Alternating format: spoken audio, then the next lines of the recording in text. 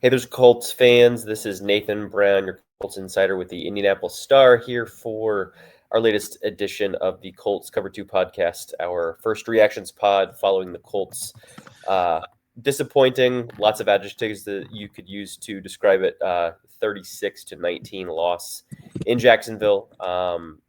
Continues the curse that we have talked about ad nauseum on the last couple podcasts. But the main headline coming from this one, of course, is Daniel Jones's Achilles injury and the uncertainty of him not only competing for the team on the field for the rest of the season, but his future on the team moving forward into next year and beyond. A lot to break down in tonight's episode. We're taping here a little bit before 10 o'clock on Sunday night. So a lot of it's still very fresh and a lot to dive into. Yeah, just kind of a whirlwind a little bit, just from uh, just kind of coming to the grips with the reality of the situation. I think is the really big part. Um, you know, these last four games now just look different. They look different. You were wondering, could the Colts get it back? Now I don't know how they get it back. And and then trying to wrap your head around what it means for the future. I just got done writing a story that if you're listening to this on Monday morning, it's probably up already, about how difficult the decision making will be if this collapse continues for ownership as they look at the franchise. And I know some of you out there are thinking it's not complicated at all. I don't. I think it kind of is. Um, and not trying to get ahead of yourself, but at the same time, just kind of realizing if you're on your third quarterback in the NFL, your chances are bad. There's just no way around it. I like Riley Leonard a lot. I like, um, his outlook, the way he approaches the game, all that stuff. But he's a sixth-round pick for a reason, and the Colts never really made him a part of the quarterback competition for a reason. So, yeah, one of those things that's just kind of, it's hard to wrap your head around when you go into a day thinking, can the Colts break a curse? Can they stay in the playoff race? And at the end of it, you're wondering, you know, with four games to go, like you're already thinking about like what's going to happen next season. Yeah, it was, I think, in some ways tough enough to imagine how the team that we've seen over the last month was going to weather this incredibly tough stretch of games. The last five being today's ultimate loss in Jacksonville, and then two against NFC West opponents, the next one being on the road in Seattle, and then a Monday night primetime game at home against the 49ers, and closing with another two divisional games at home against Jacksonville and on the road at the Texans, who they lost to last week. You're probably going to have to win three of those games, particularly helpful if it would be the divisional ones before today got going, to clinch that AFC South title, or at minimum solidify yourself a spot in this wild card race that is getting increasingly crowded. As we're taping right now, I believe the Texans are leading the Chiefs 10-0. If that result holds tonight, that would knock the Colts out of the playoff picture for now. Again, of course, still four games to go, and we still have one game tomorrow night, Monday night, where the Chargers, are right in the thick of that wild card race as well, and could factor into things. But it was going to be tough enough with the group that we saw out there on the field on Sunday. Admittedly, an injury affected defense minus DeForest Buckner and Sauce Gardner. But when you take Daniel Jones out of the mix, and thinking about the idea of them, say, having to win three of their last four games, when you listen back to that list of games that they have left that I just read off, I mean, it's just kind of tough to imagine that happening, given what we've seen the last month. And then you, as you mentioned, you take into consideration that the playoffs are maybe the smallest thing in the Colts' consideration when you look at the wide-ranging effects that Daniel Jones' injury could have on this franchise. Yeah, um, we might as well get right into it. Let's I do it. don't know if there's we're going to be kind of talking about this the rest of the season. I think. I think you're right. All right, so our first category, villain. who did you have, or or maybe what did you have for that? Achilles tendons. Yeah, yeah, I think I don't really think I need to explain this one too much for people in Indianapolis, but just between Tyrese Halliburton, Daniel Jones now, I just devastating for fans, of Indianapolis sports. Am I missing another one? Is there another one I'm missing? I don't think so. no.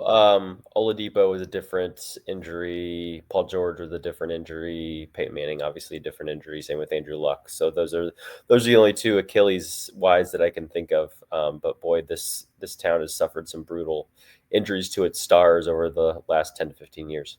And I don't know. I don't know. I know there's going to be some questions about, and we'll try to ask them. I don't think we're going to get this kind of like interesting answer from Shane Steichen or anything, but I know some people are wondering like, did him playing on the fractured fibula, does that I don't know. I don't have a good answer for that. I don't have a medical answer for whether or not playing on a fractured fibula on one leg affects the other one. I'm going to be honest. I don't know, and I'm not sure. Like, short of talking to Daniel Jones' doctor, I'm not sure if I believe anybody who says they do have an answer. Yeah, Because like you're like, well, nobody does anything, you know, um, on a fractured leg without there being consequences. But like Aaron Rodgers played through tibial plateau fracture for like an entire season one year and didn't tear his Achilles mhm. tendon. So, um, Terrell Owens played a Super Bowl with a fractured leg once. Yeah. And I don't even know.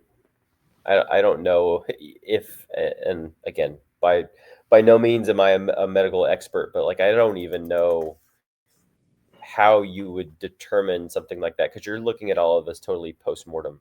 Um, you're going and looking at via X-rays or MRIs the current status of Daniel Jones's body after the fact. I don't know how you could go back in the past and see if it was how if this injury was starting to have an effect on that. It's, I don't know that they're doing imaging frequently over the last couple weeks to just kind of see where things are going.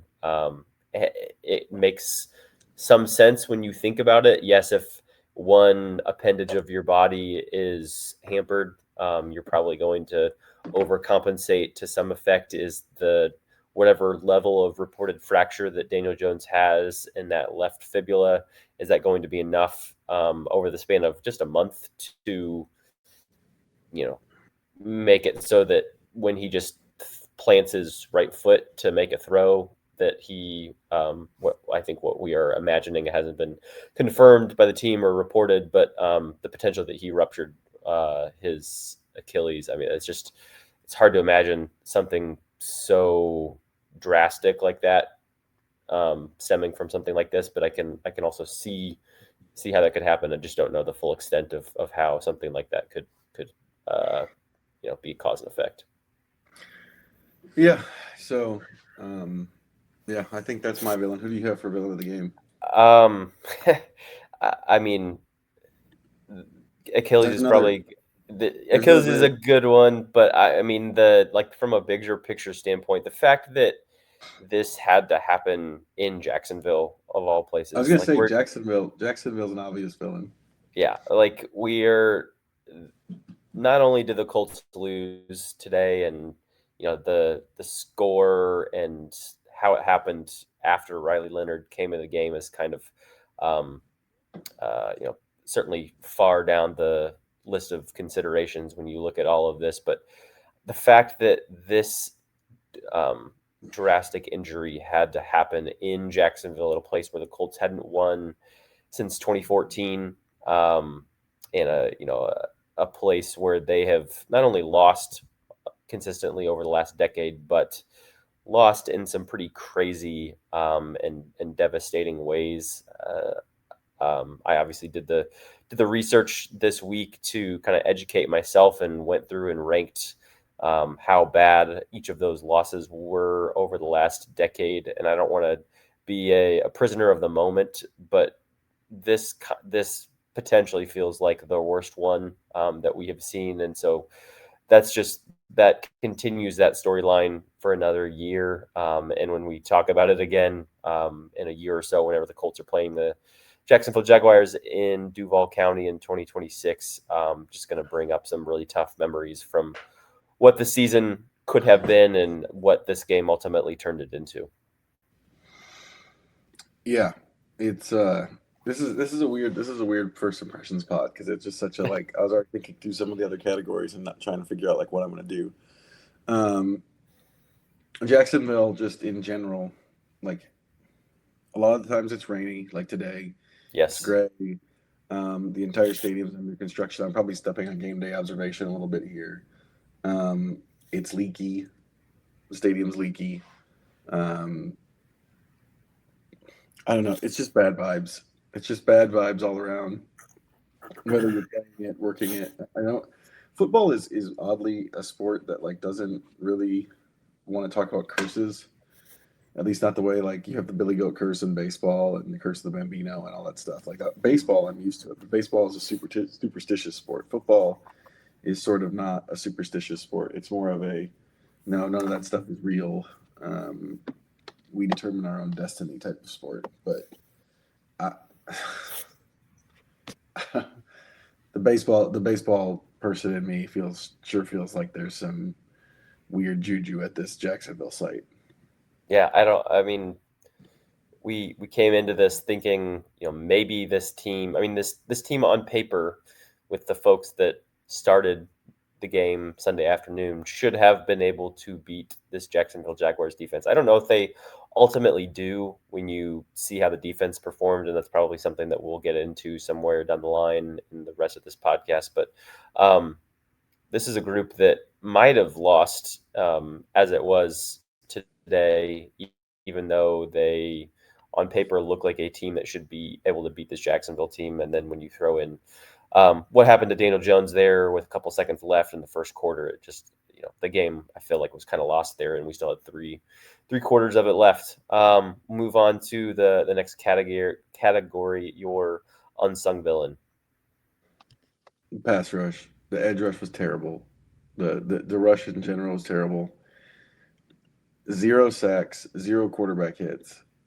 Unsung is probably over the top for this, but just like Mm-hmm. in a game where you lose your quarterback, your best shot is that your defense plays out of its mind and gives you the ball a couple times in fumble situations.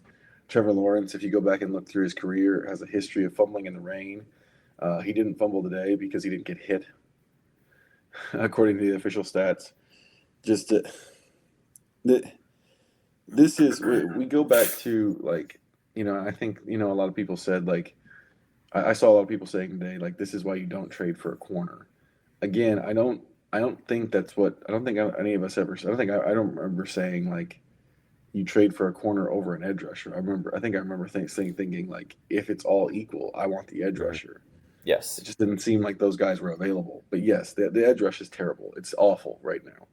And Latu in the two games they had to have most division games the last 2 weeks hasn't done anything. Quiddy Pay hasn't done anything. Although I guess in my head I had kind of scaled back my expectations for him. Um, I know he's a first round pick. He's supposed to be a better pass rusher than this. He's not. I don't think he's ever going. I shouldn't say I don't think he's never going to be. He's always going to be a solid rundown player who will get you some sacks at second effort situations. But he's not a a difference making edge rusher, and none of their backups were either. I mean, they just didn't do anything today. There's Trevor Lawrence was really good today. I thought made some incredible throws, but also he just wasn't under duress very often. Just a terrible day from the pass rush, and I think it falls more on the edge rush than anybody else. They don't have DeForest Buckner, Neville Gallimore, and Adetomiwa Adebawore have already significantly outproduced their expectations for the year pass rush wise. It's a bad edge rush, and that's a huge knock on this team. No, I agree with you a lot there. When we were talking back around the trade deadline, I think um, when you think about some of the guys that were available, Jalen Phillips was kind of like the best guy that we could come up with that ended up getting traded in terms of those edge rusher type guys. I mean, sure, you'd love to have a Trey Hendrickson. Trey Hendrickson has also been injured a bunch since the trade deadline. So you trade, why are you spending a ton to trade for him? Um, when he's got an uncertain future contract wise, and you're not sure how much he's going to play for you this year. Like that just doesn't make sense. There wasn't a guy on the market that was going to be a truly impactful edge rusher on this team. And Sauce Gardner, when you have a fully healthy defense, I think can be a very impactful guy. But they literally haven't had a fully healthy defense since they traded for him. DeForest Buckner missed his first practice literally the day after the trade deadline with his neck injury and has been on IR ever since. Today was his fourth game that he missed on IR. Theoretically, could come back next week for the Colts game in Seattle. I'm not sure that we're necessarily going to see him back yet, and I also don't know that we're going to see Sauce Gardner back yet either. This is just a really terrible confluence of events for both sides of the ball over the last month from an injury standpoint. We've seen a lot If of if you look at the roster, I think this is the way I put it in my story. If you were writing on a list of the five most important Colts as the roster is currently constructed, I think there's no way that um, DeForest Buckner, Sauce Gardner, and Daniel Jones don't end up on that list, and no. they're all hurt. Mm-hmm. And you might be able to argue that Travarius Ward was potentially on there, or at least close to on there. He missed what 5 or 6 games this year with concussion issues, and kind of his injuries overlapped when Buckner was out, and came back right before Sauce went out. Like it's been a really tough injury situation there. My unsung villain. I don't know the best way to phrase this, but just the whole situation that led to the freak accident that has lost Anthony Richardson to IR for his orbital fracture ever since October 12th. With a situation where we don't know if he is going to be back this year. Shane Steichen has been asked about it. I'd say probably about once a week, if not more, just about his status. He's been able to come back from IR for several weeks now and is still not even back to football type activities. He's still doing some work in the weight room, but not able to do anything football wise, or not even close to practice until that fractured orbital bone that he got surgically repaired can be deemed fully healed, and everything is good from structurally and eyesight wise. And Shane has told us consistently that the only thing he can really do rehab wise is just continuing to rest and allow that process to take place. Um, if Anthony Richardson, from what we have seen of him over the course of his first 2 years in the league, if he's in this game today, do they win? I don't know that anyone can know that for certain. Do I think that they have a better chance to win than having Riley Leonard in there? Yeah, probably. But when you look at the course of these final 4 games of the year, I think having a guy like Anthony able to step into your starting quarterback role, a guy who has played a handful of games in his career, who's played in some big games in his career when he's been able to be on the field. He's just a quarterback that is probably going to be able to be more prepared and meet the moment and be a little bit more electric in games where you're going to have to find ways to create opportunities to make big plays and beat some really tough defenses that you've got to face down the stretch. So the loss of him in the middle of the year, when you already have a guy like Riley Leonard, you're only going to probably go sign someone else to be like your emergency backup, which is exactly what they did in signing veteran Brett Rypien, who is still on the practice squad. I imagine he probably gets elevated to being on the active roster as their backup quarterback now. Don't know exactly what they would do for any additional quarterback support or help down the stretch this year. But the fact that they don't have Anthony Richardson and you're trying to make a playoff push, likely from the outside looking in by the time this week is over with your third string quarterback, a rookie who had made 2 throws in the NFL before this afternoon, is just an impossible situation to be in. Yeah, it's um, there's a Tom Moore quote that I can't fully say here, but just like if your starter's down, we'll say in a bad place. We'll say he used a different word for in a bad place, and that's. But if your starter's down and your backup's been down for a while, you're in an even worse place, and that's where the Colts are. Yeah, it's when the starting quarterback goes down, it really does like just kind of put everything into perspective. Like this is just there's just not any good options for the Indianapolis Colts going forward. Mm-hmm. These might be a little bit tough to find, admittedly, from today's game, given what we've discussed so far. But hero of the game, who did you have for that tough category here? Uh,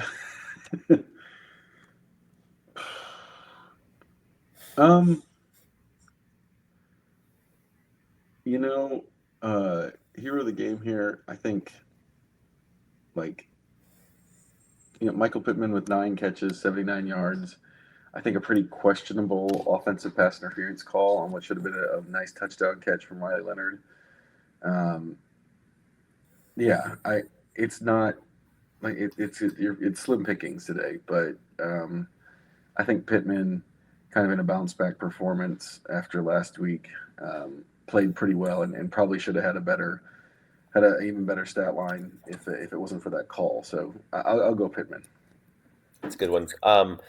I'm going to take Daniel Jones for being back on the sidelines after his injury. A lot of his teammates, and Shane Steichen in particular, spoke a lot after the game about the type of leadership that Daniel being on the sidelines and like not just being there, but being active and almost acting like a coordinator or an assistant coach for Riley Leonard between offensive series there, asking him about what he was seeing in the coverages and kind of talking through his choices and his decisions and what he'd seen out there.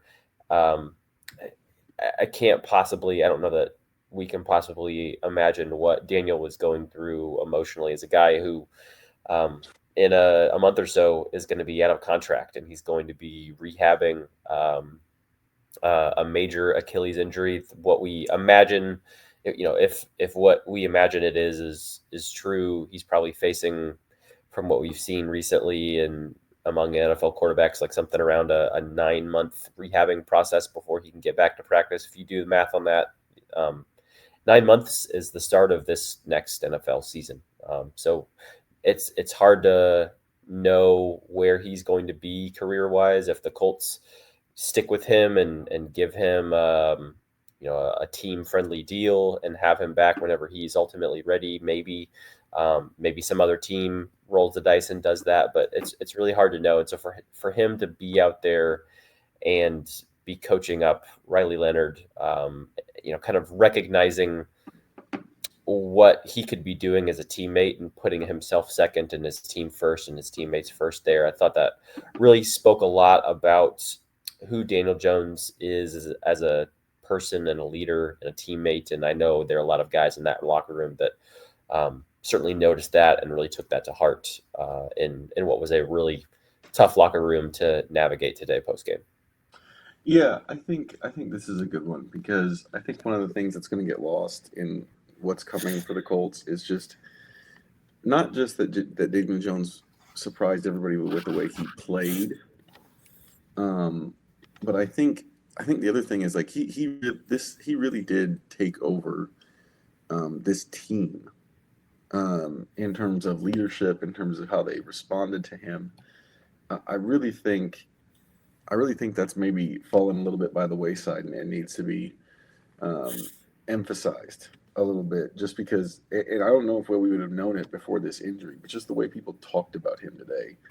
Um, like Alec Pierce said, that's the leader, that's the guy who sets the tone. He's everything for us, and that was really echoed. I think some people would say, well, that's Pierce. He's having a good season with him, but really, it was more than that. It was like, it was Jonathan Taylor, it was Kenny Moore, it was kind of everybody. And I think the thing is, people always ask, like, how do guys earn leadership roles? How do they display leadership? Well, there's two things that really I can come back to over my 10 years covering, the NFL, and that lead to leadership roles for teams. And they're really simple. They are being really, really tough, and and the other one is uh, just being a professional and preparing and doing everything like that. And Daniel Jones is really good at both of like he does both of those things just over and over again. There was a lot of stuff said about what he's been playing through, in terms of the fractured fibula. The first time the team's really let on that, like, it has been an issue, after weeks of kind of trying to downplay it. But yeah, it's he has a lot of respect in that room, and probably more than people realize. Yeah, I think one of my favorite quotes from postgame today in the locker room was from Jonathan Taylor, who, I think the question was something to the effect of just, talking about the hurt, the impact of losing a guy like Daniel and how he had come to galvanize this locker room. And the way Jonathan explained it was that Daniel Jones isn't just a quarterback who likes to be on the field to make big plays. He likes playing with this group and doing, achieving those big plays, getting those big wins with the guys in that Colts locker room. And so, losing a guy like that who's made this instant connection was a real big hit to this group. He's a veteran, but not just like a wily veteran that has a year or two left on his contract, like the Matt Ryans or the Phillip Rivers or the Joe Flacco's that we've seen come through here over the last 5 years. He's a guy that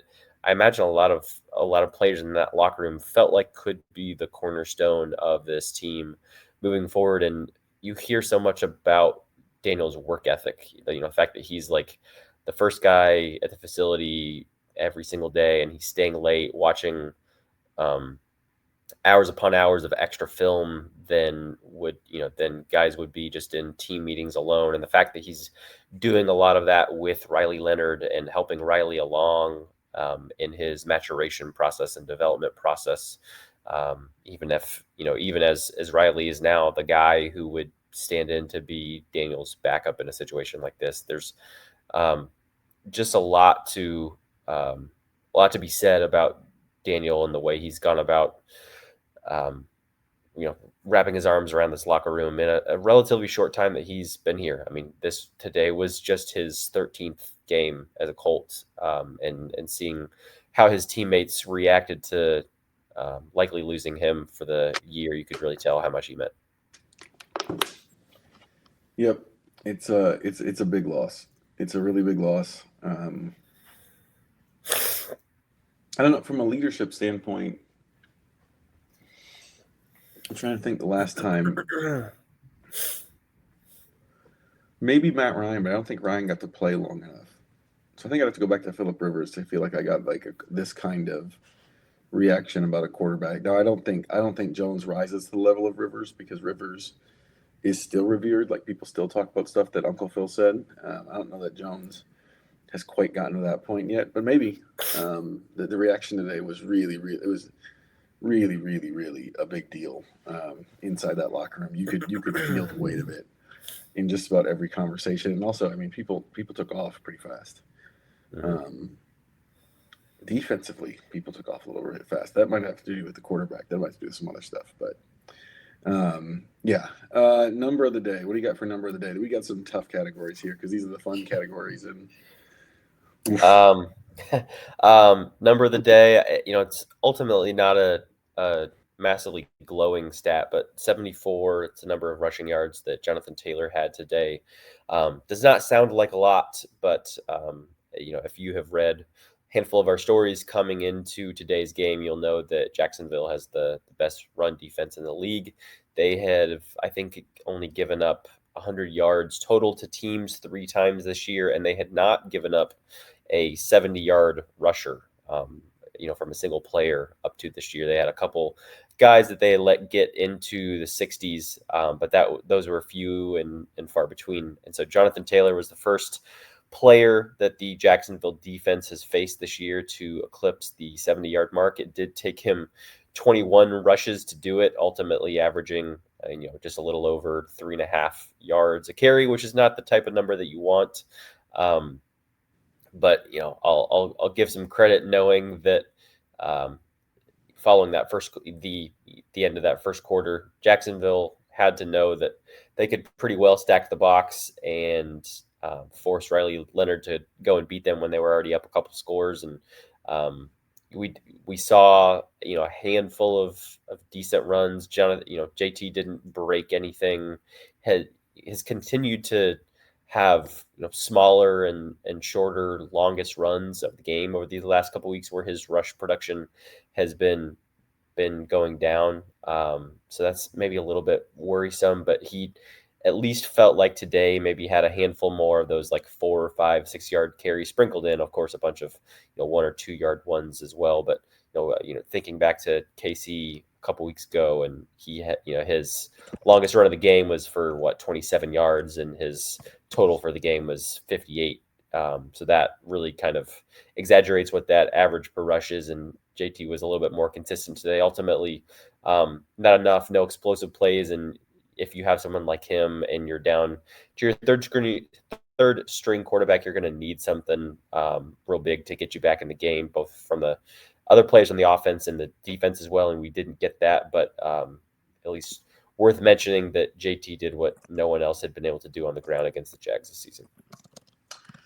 Yeah, my number of the day is 8, because this number kind of shocked me when I was looking at the stats later. They had 8 pass breakups today. Mooney Ward had 3, Nick Cross had 2, Jermaine Pratt, Kenny Moore, and Cam Bynum. Trevor Lawrence, as well as I thought he played, was still just 17 of 30, and I think what that illustrates to me is just, I'm going to keep harping on this, but how bad the pass rush was, because it feels like the defensive backs made a few plays when you look at that stat. They broke up some passes, and if you get some pressure on Lawrence consistently, maybe even with turn it into more of a game. They got no help. The secondary got no help.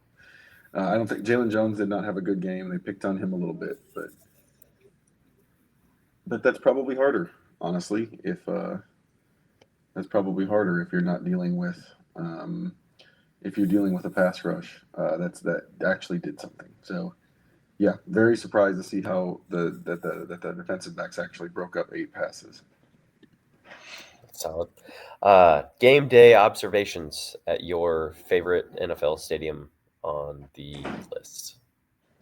Everything's harder. I don't know how to say it any other way, but my real game day observation is the Jaguars kicker. We think it's the Jaguars kicker. We don't know. We didn't see the ball coming. But I was standing to do first and Joel with the guys from Fox and we were in between shots. I hadn't gone on yet, but we think it was Cam Little shanked a kick off the concrete and broke their camera, broke the viewfinder off the camera, essentially, rendered it basically unusable. I think they used it a little bit. We filmed the rest of it with it, but important in sports shooting, and that's kind of just one of those. Yeah, that would happen here. Of course, that. Yeah. Yeah, props to Brett Bensley for rigging up his iPhone to be able to do broadcast TV quality video stuff post game in the locker room and afterwards. It was, I'm sure, not the type of situation that you want to find yourself in as a TV videographer, having your camera broken in a fluky way like that. Yeah, and also just like why are we putting the end zone? Usually we're on the sideline.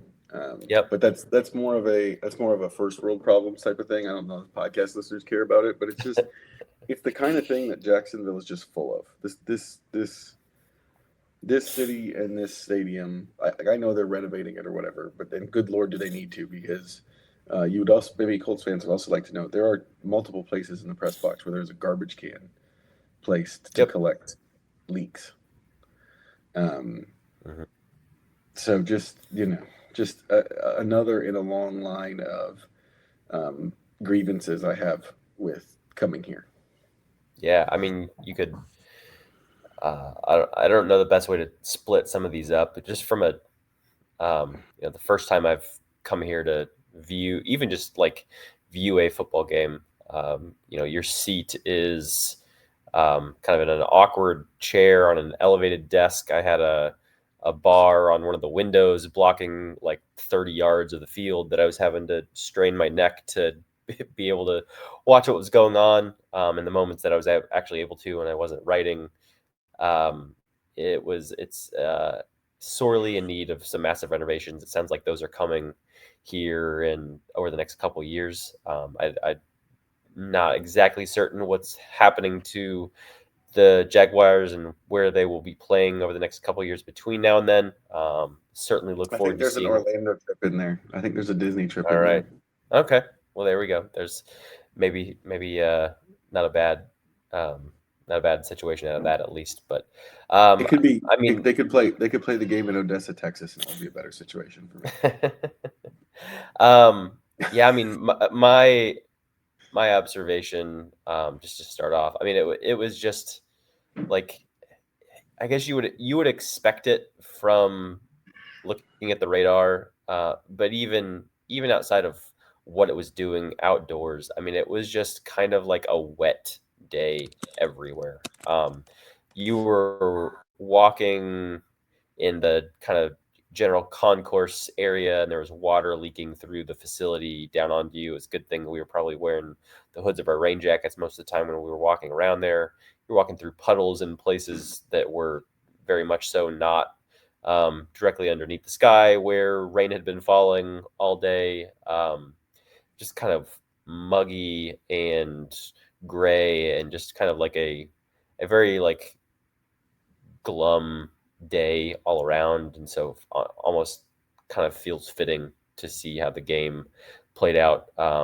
We've talked about on the podcast on the road games to Pittsburgh and Kansas City about how those were like prime, optimal, great days for football. This was very much the opposite of that. Yeah. Now, honestly, I don't know what to do with football things that gave me joy. This is a like I think I've done it every time, every game. We'd have to go back to some other Jacksonville podcasts to see if there's anything. It's gonna be tough today. I don't like this game and this season turned so heavily. Yeah, there's not a whole lot of joy to be had today from football things, to be totally honest with you. No, and even like the fun stuff they kind of took away. Like Riley Leonard's first touchdown pass got taken Yes, away, and his second touchdown pass got taken away. Um, I'm having trouble. We might have to move on. that's yeah. I I, like I I was just I don't know what to put in this category. honestly the thing that was standing out to me was that pass to Michael Pittman. That I rewatched immediately after the game before we talked to Pittman in the locker room, and I'm still trying to figure out where the offensive pass interference call was supposed to be. Again, we don't need to get into the ref stuff. As you guys can tell, we did not call for a pool report. Joel, I think, would have probably walked out of the stadium if he was Well, made to I'm do not the that. pool I don't. reporter. I'm not the pool reporter. That's right. That's We're true. in. At this, That's there is some confusion on that. I'm not the pool reporter, so I don't interview. Um, I don't do the interviews. It would have to be a Jacksonville reporter. But that's right. the other thing is we usually save the pool reports for games that aren't decided by like 20 points. Yes, yeah. In a game um, where like, yeah, it'd be great to have the answer to that, and that goes back to why it would be so great for the NFL to adopt some sort of last 2 minute report like the NBA has. But I don't know that that's coming anytime soon. But I mean, that's the one thing that stood out to me from Riley. I mean, really, the only other thing that is maybe worth mentioning, even though we don't have to do the entire category. I mean, that first drive, first or maybe I guess it was second drive from the Colts there, um, where they were pushing it down the field, like that looked to me like the Colts of old, or at least the closest that I think we've seen outside some small moments over the last month or so. It had Daniel Jones scrambling out of the pocket for some passes that had Daniel Jones scrambling out of the pocket to pick up some yards on the run and looking a lot more normal and fluid and quick than he did when we saw him run in Kansas City. It just had there were a bunch of 8, 9, 12-yard passes over the middle, not just some stuff on the sidelines that they were getting creative with, not just some dinking and dunking down the field. It had the feel of what this offense felt like for the first couple months of the year. Of course, then that went away very quickly with Daniel Jones going down, I think, on their third drive. But it was nice to see, at least for a time, and feel like before Daniel Jones went down with that Achilles injury, that maybe there was some promise that we could be seeing an offense reverting back to its former self, and also maybe hurts that much more that Daniel went down a couple minutes after that. Yeah, the defense didn't start great, but I did feel that on that drive that there was some stuff that they could work with offensively. Mm-hmm. Didn't obviously didn't materialize for very obvious reasons. We're just gonna have to move past it. I don't have anything. Yeah, I yeah, can't I think think of that's anything. fair. Yep. Like I said, weird for that to happen. I have come up with football things that gave me joy in games that ended 28 to something, but this game was consumed with big picture thoughts and um, Achilles rehab lookups and all kinds of stuff like that. So Yeah. Um, too much blame. That's our next category, right? yes, Yeah. Too much blame. What do you have for that one? hmm maybe Daniel Jones. I don't know if that fits though. I don't know if he's really getting any blame today. I actually feel like I saw a lot of Colts fans kind of saying like, "Hey, you know what? Well, no, I don't want to do that one. Um,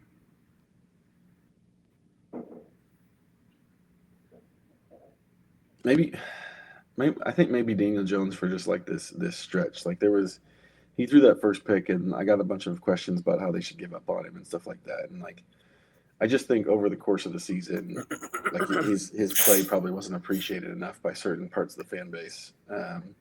So that's my only one, but that's because like most of the blame today is fairly deserved.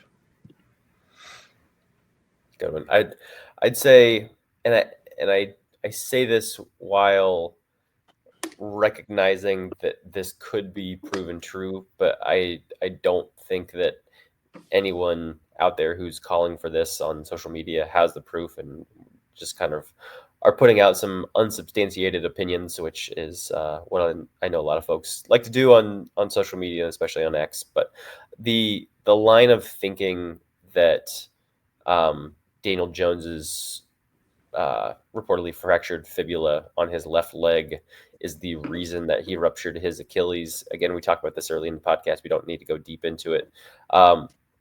That could very well be the reason. It could be a contributing factor. I'm hoping to speak with the doctor too over here in the next day or two to get a better sense of the intricacies around this. But I think that snap reaction, just automatically assuming that his fibula injury is why he may have torn his Achilles.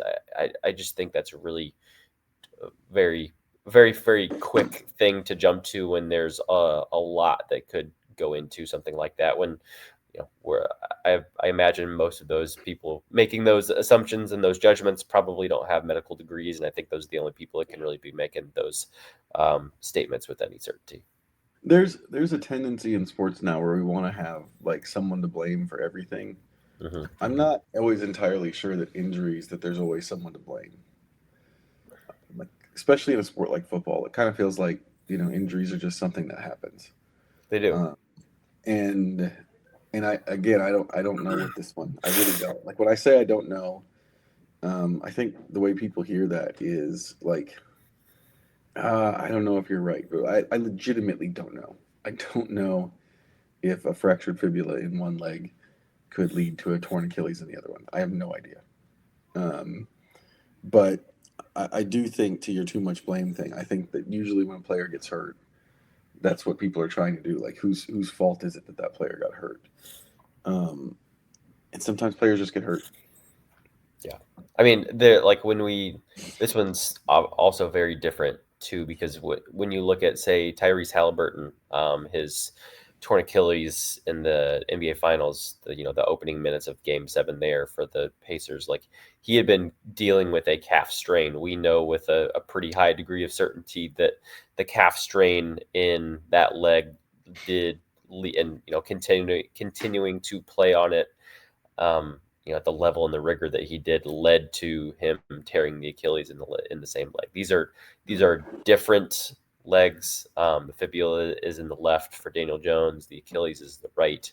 Again, there is some sense, and I could understand the argument. I could understand if a doctor was trying to explain to me why that was the case, but I just don't know that we know that for certain. Again, don't know that we will know that for certain. There might be some theories on that, but we'll withhold judgment on that being anything definitive until we learn some more.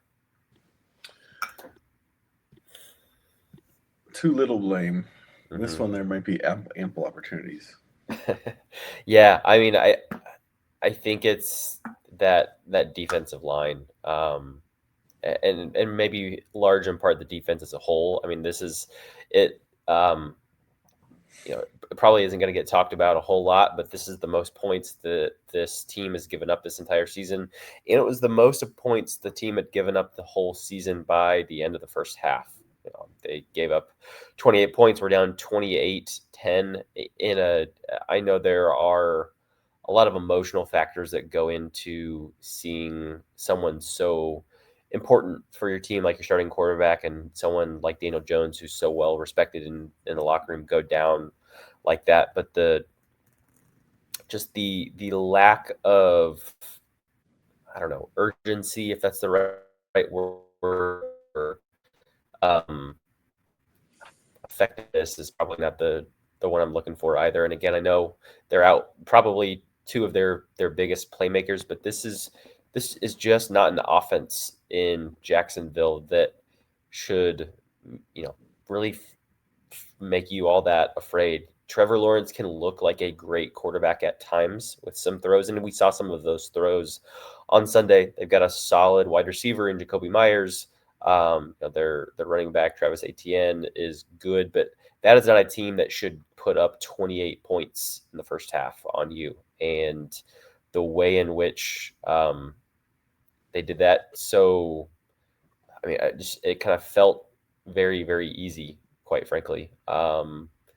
Doing that in the first half against this team in a game that was a must-have-it game, where if you see your quarterback go down, you would think that the attitude or the response to that is, we need to work this much harder and we need to be this much more effective, and we that much more so need some big plays. And we just kind of got the exact opposite from the defense. Yes, they only gave up 8 points in the second half, but I kind of feel like the game was already lost at that point when in Jacksonville was probably a little bit on cruise control. So Um, my too little blame is maybe Jonathan Taylor's fumble specifically. It was still 14-7 at that point. mhm. He fumbles early in the second quarter. Jones had just gone down. I don't know if this changes anything, but you know, if he doesn't reach for the first down and second down, if he just goes down, protects the ball, um, again, I don't know. I don't know if you get anywhere with that drive. The Colts' next drive, though, after the ETN touchdown immediately after that play, did end in a field goal. But so if he doesn't fumble that ball, say you get your next drive on that drive and you go down and kick a field goal, it's 14-10. I think this game feels a lot different. The maybe it doesn't. Maybe it ends the same way.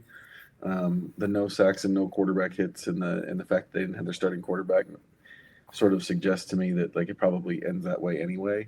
But that fumble and then the subsequent ETN touchdown, that's really where this game turned from. Okay, Jones is out. That's really really bad. Do they have a shot here? To like, oh, this isn't going to go well. Mhm. So that Taylor fumble, I think, is my too little blame. It's a good one. Yeah, that was a tough one. That next drive is, I think, if memory serves me right, where they drove down. They were in there pretty deep. I think that was the one where they, where Riley threw that great pass to Michael Pittman, ultimately that got called back for offensive pass interference. He had some really great throws on his first. I think his third throw of the game, and I think it came on that drive, was it's either 29 or 39-yard pass to Alec Pierce. It was a great throw. I remember very clearly. It was a point in the game where, yeah, you felt like there probably weren't great odds, but there were maybe still some hope that the Colts could do something, and things kind of got away from them very quickly. When you have that fumble, you let them go down and score immediately, and then you drive down and get close to scoring a touchdown. You only get a field goal, and at that point, you're, I think, down 11 points, and it's just going to be really difficult to come back with Riley Leonard under center. Yeah, just kind of a big mistake. I think that's his first lost fumble of the season too. Sounds right. Yeah. Um, that brings us to the last two categories. These are the deeper categories. We always start with one to throw away. What's one thing to throw away from this game? um, that's another tough one because there there feels like there are a lot of things things that we've been continuing to harp on defense that are not going to go away. I mean, the impact of the change at quarterback is monumental. Um, hmm. I don't. I mean, I do think I think the preparation that Riley Leonard is going to have over the next week or so, admittedly, before they go and face a really great Seattle Seahawks defense on the road at the loudest venue in the league. That's going to be a Herculean task. But I think the idea that he is this deer in the headlights quarterback, I think we can toss that a little bit. He's still not going to be great. He's not going to be what Daniel Jones was, but I think just the fact that he can take the first team reps this week in practice, which he had gotten virtually none of.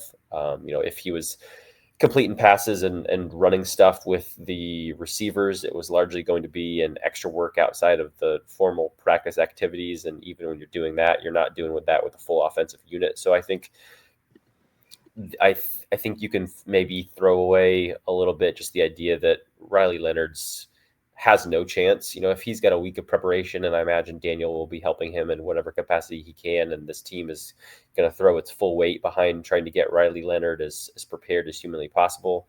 Maybe there's some glimmer of hope that he can help them find a way to do enough to beat Seattle on the road. And maybe if you win this one, maybe you find a way to build some magic and pull something out. That's kind of the best thing I can go on. But we saw a lot of bad things both in performances on the field and as well as that injury that can't be overlooked today. My one to throw away, um, although I would like to throw away the city of Jacksonville. I've tried. I've offered many possible options on the podcast for the NFL to get out of here, but it seems like with them renovating the stadium that I'm not going to get my wish there. So Yeah. my actual one to throw away is next year, whenever we get to it. Whoever's the coach, whoever, if it's Shane Steichen again, whoever it is, they're going to say, the streak doesn't matter. The players are going to say the streak doesn't matter. Uh, this is maybe the ultimate in the streak matters. Again, like I Mhm. can't explain it. I am not. I am normally a numbers type person. Um, there are too many things that can't be explained in this streak. The streak matters. It's got to suck. It has to suck if you're Quentin Nelson. You've been here 8 times and lost every game. You have to feel like every time you come here, like you said, it's always rainy. It's always dark. If it's not rainy and dark and 63, it's humid. It's never a pleasant experience. Not just for me, but it can't be for the players. Like just toss that out. Like, can we toss out this idea that it just doesn't matter at all? Because it does. There's no way it doesn't. Yeah, I know. I know professional athletes and football players probably in particular are wired differently than us, but I just don't know, especially for a veteran like Quentin Nelson or Zaire Franklin or Kenny Moore, guys that have been on this team for more than a half dozen years, each of them. Um, how that can't live somewhere in the recesses of your mind when you come here. And Zaire was very vocal this week in multiple opportunities, saying that the media likes to talk about this curse more than they do, and they don't see anything in it. It's just another game. We got to go and beat them. It's a big game already because it's a divisional game. I just don't know that I buy that, because there just has to be some element of, I have played 8 years in my career and I have not won at this venue. And it's not just a And you have to go team. every year. Yeah. Yeah. It's not like a team like I'll throw out a random one. Let's say they already play the Bengals once every 3 years. Obviously, sometimes that's going to be sometimes that's going to be home. Sometimes it's going to be away. When you're doing, you're rotating through your divisions. Maybe um, they have several years where they finished in the same spot in their divisions, and so they're playing them a bunch of years in a row. But not all of those are going to be on the road. But a game like that against a team that you're not having to see every single year, that you're not directly competing against for something really important like a divisional title, those just aren't going to mean quite as much. And beating this Jaguars team, even if it's at Lucas Oil Stadium, is a major deal. And so I just don't know that I can buy that it just doesn't matter. I know athletes are able to talk themselves into some pretty wild mindsets, and part of that is what makes them so special as professional athletes. But I'd love to get some true, like, unvarnished honesty from guys next year. Maybe we'll get that, but I kind of doubt it. One to go on. One to go on. I don't think it can be stated enough how much the franchise's future trajectory was altered today. That make what you have you of a tough finish to the season record wise.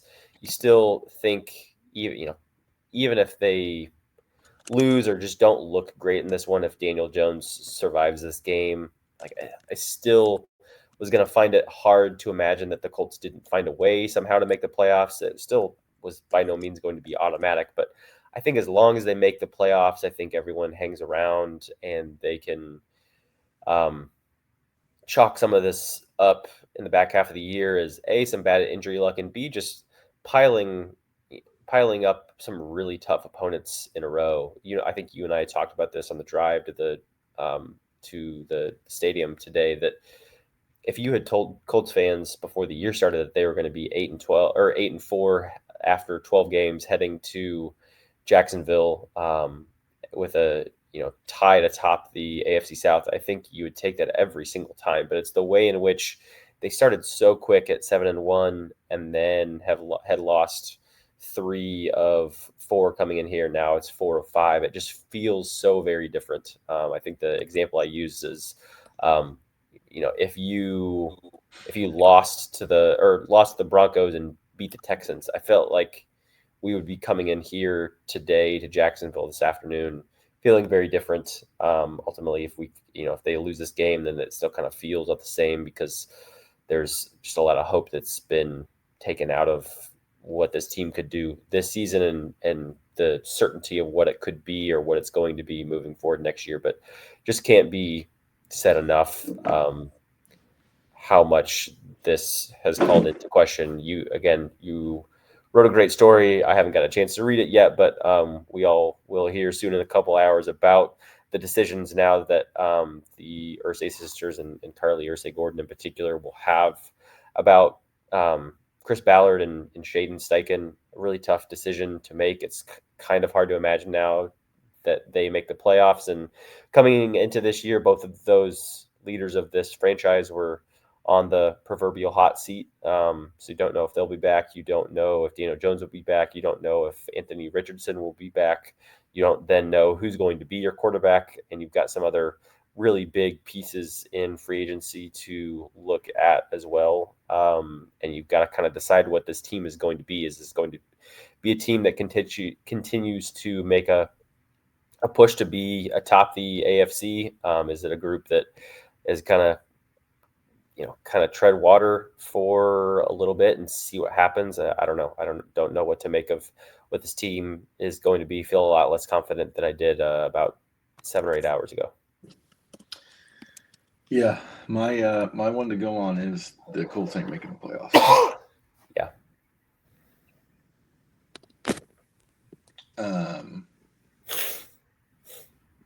But I just don't see it. So,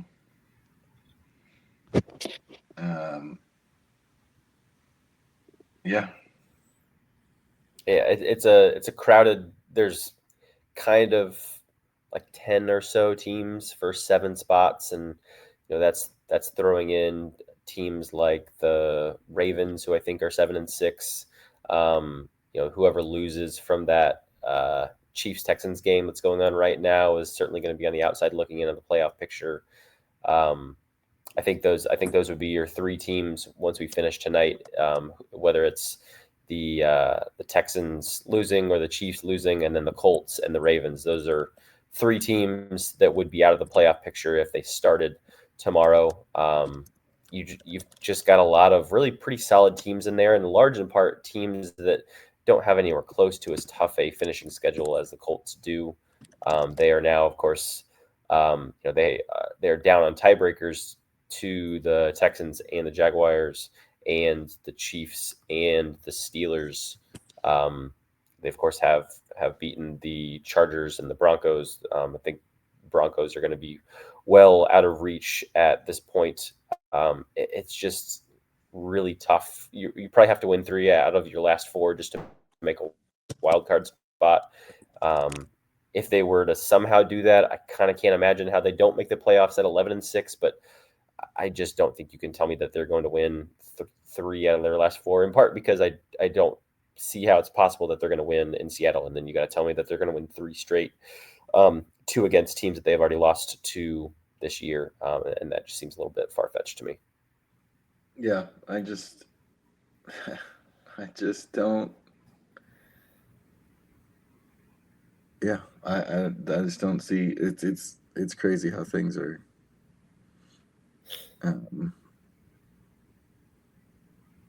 It's crazy how things changed really over the course of, like, I don't even want to throw the Pittsburgh game in it anymore. I think it's easier to be like 7-1 because it sounds worse, but like I was in Atlanta. The vibes were so high after they won that game. Like the bye week is really where this season changed to me. Because coming out of the bye week, that's where Daniel Jones' leg gets hurt. That's where Daniel Jones ends up on the injury report for the first time. They lose in Kansas City. They lose Gardner the next week. The defense all of a sudden can't get off the field. The offense isn't scoring anymore. The run game went from 250 yards in Berlin against Atlanta to 50 whatever yards that Jonathan Taylor had in Kansas City. That might be my hottest take on here. It's just that it's not the Pittsburgh game that starts it. It's really the bye week. After the bye week, everything has gone wrong.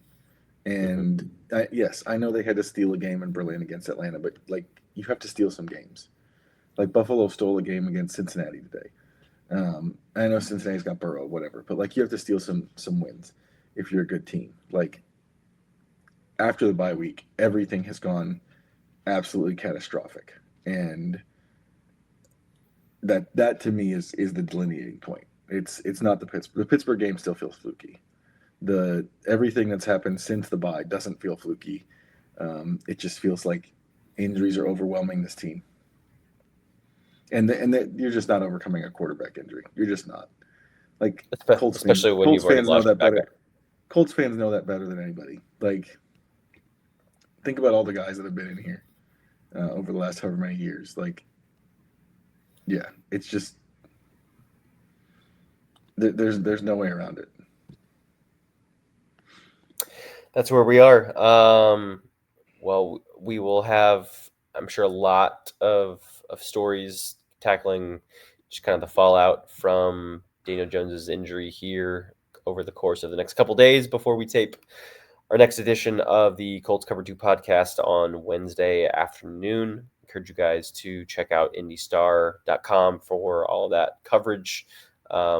We'll have a chance to talk to Colts head coach Shane Steichen on Monday afternoon. I imagine we will get some more clarity on the confirmation of Daniel Jones's injury and where the Colts move on from there. But it's that once that gets settled, that will be what it will be. But the question then shifts to how in the world can this team that has now lost 3 straight and 4 of 5 hope to, with a third string quarterback, win 3 out of its last 4 and still have some sort of a shot to just even get to the playoffs and feel like you can hang your hat on something and chalk up the rest of it to injuries and what could have been. But just the idea that this team that started 7-1 might not make the playoffs and very likely won't is will take some adjusting to, but a lot to talk about, write about here over the next couple days. We appreciate you guys listening here, either on your podcast platform of choice or watching on YouTube. Like and subscribe for both of our channels in all of those different places. We would appreciate it. It would help us out a lot as we continue to try and grow this. But outside of that, that will do it for us today on the First Reactions pod. A memorable one for all the wrong reasons, and we will catch you guys next time here in a couple days. Let's get out of Jacksonville.